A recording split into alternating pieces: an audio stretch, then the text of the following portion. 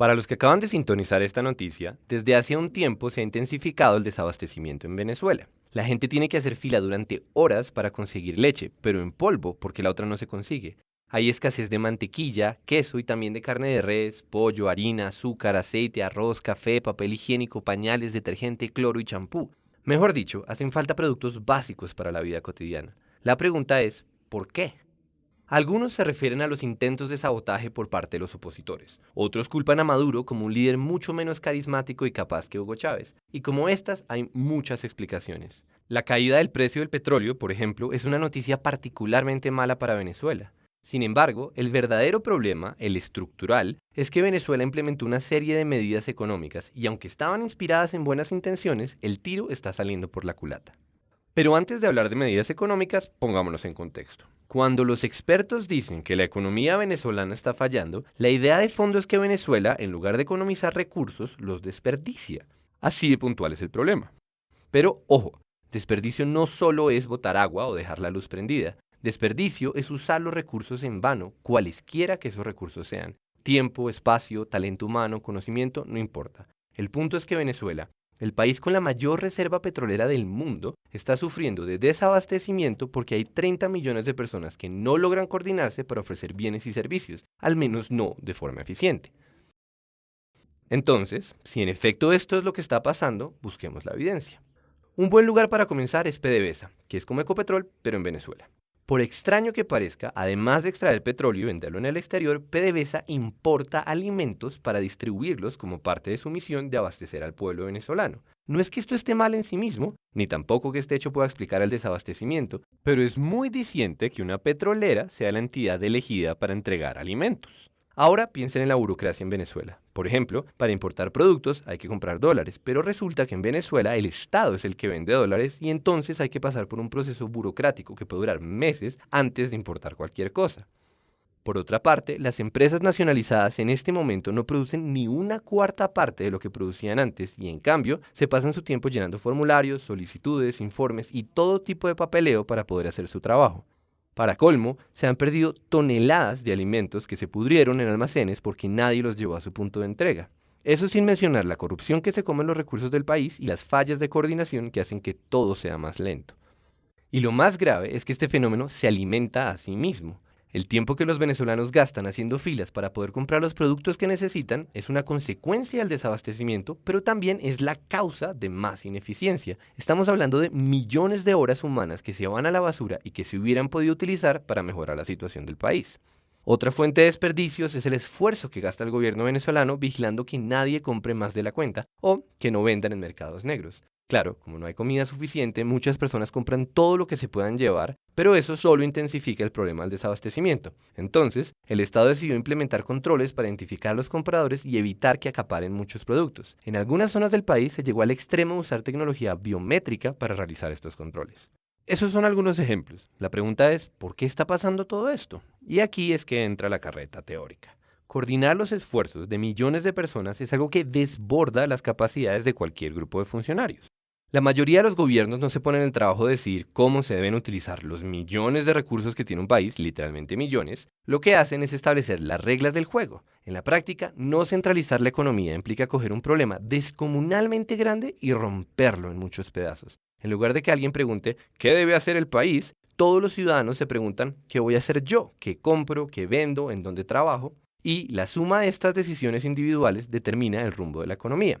Pero, y este es un gran pero, para que esta estrategia funcione, la gente necesita comunicar información constantemente. Información del tipo, alguien debería llevar este pescado a la ciudad, o yo traigo madera, y también preste para acá que yo arreglo barcos. La clave del mercado como mecanismo para economizar recursos está en que son los precios los que informan a la gente de lo que está pasando. Pérdidas y ganancias, en un sentido puramente económico, son indicadores de eficiencia o de ineficiencia. Entonces, sin pedirle permiso a ninguna autoridad centralizada, cada individuo toma sus propias decisiones. Esas decisiones afectan los precios y los precios comunican esa nueva información para que otras personas puedan tomar otras decisiones. Y así, una y otra vez. El resultado global es que millones de personas trabajan, más o menos, de forma coordinada. Dicho todo eso, volvamos a Venezuela.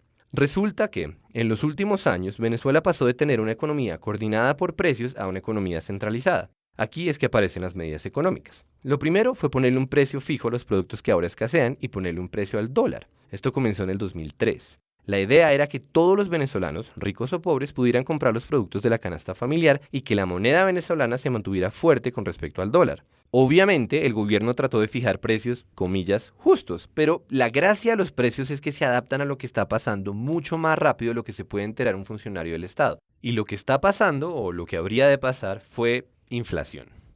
Poco después de regular los precios, el gobierno venezolano invirtió enormes cantidades de dinero en políticas sociales, y esto generó un desbalance gigantesco en las cuentas. Por supuesto, el problema no son las políticas sociales, sino el desbalance. Básicamente, la plata que entraba por impuestos y ventas de petróleo no era suficiente para cubrir los gastos. La única alternativa para mantener ese modelo era imprimir más dinero, algo que los gobiernos hacen con cierta frecuencia. Sin embargo, cuando la cantidad de dinero en circulación aumenta y el número de bienes y servicios sigue siendo el mismo, se produce la famosa inflación. Los precios suben para ajustarse a la nueva realidad. La nueva realidad siendo, hay más billetes, pero sigue habiendo la misma cantidad de leche.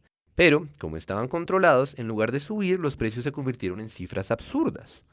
Acto seguido, los productores y los distribuidores de alimentos empezaron a quebrarse y muchos se fueron del país porque el negocio dejó de ser rentable. La producción se cayó en cuestión de unos años. Entonces, el gobierno se dedicó a nacionalizar buena parte de las empresas, algunas porque quiso y otras porque había que subsidiar los costos de producción. Por ejemplo, el Estado adquirió más de 10.000 hectáreas de fincas ganaderas en los últimos años. El problema es que el gobierno no tiene la misma experiencia que las personas que antes manejaban esos negocios y lo que es más grave, tampoco tiene la información necesaria para tomar decisiones eficientes, porque cuando se desligan los costos de producción de los precios, no hay nada que nos informe de si esto es más eficiente que aquello. Básicamente el país comienza a navegar a ciegas. Todo se hace con burocracia, con indicadores, con instrucciones centralizadas que llegan demasiado tarde. Ahí tenemos una buena parte de la explicación. La otra parte, o por lo menos otra muy grande, fue la caída de las importaciones. Ya dijimos que el dólar tiene un precio artificial en Venezuela. Pues bien, como solo el Estado vende a ese precio, conseguir dólares se volvió la titánica burocracia que mencionamos al principio. El gobierno debe elegir a quién se los da y con qué propósito, porque a ese precio no le alcanzan para todos. Y como si fuera poca cosa determinar cuál es la mejor manera de gastar esos dólares, o sea, el clásico problema de tener una economía centralizada, además, el gobierno debe partir de la desconfianza porque existen demasiados incentivos para la corrupción. Está el mercado negro, que también es una consecuencia de regular los precios. Piensen que todo aquel que logra comprarle al Estado un dólar o un pollo puede revender esas cosas, pero mucho más caras. Y por otro lado está la dificultad de controlar que nadie se robe los recursos públicos. Para que se hagan una idea de la dimensión de este problema, el gobierno reconoció que se han perdido al menos 25.000 millones de dólares por culpa de la corrupción. Entonces, ni modo, ahora Venezuela debe invertir una enorme cantidad de recursos para asegurarse de que otros recursos, como los dólares, se usen de forma adecuada. Eso implica supervisar las importaciones, vigilar los procesos de producción y controlar el comportamiento de los ciudadanos. El resultado, más desperdicio y más ineficiencia. Y con esto volvemos a la idea inicial. Como habrán notado, esta historia tiene una moraleja bastante reciclada a estas alturas del siglo XXI, y es que debemos distinguir entre los ideales que inspiran una serie de medidas económicas y las consecuencias de esas medidas, por ejemplo, el desabastecimiento. Después de todo, no son los ideales los que nos dan de comer, sino el modo en que usamos los recursos que tenemos.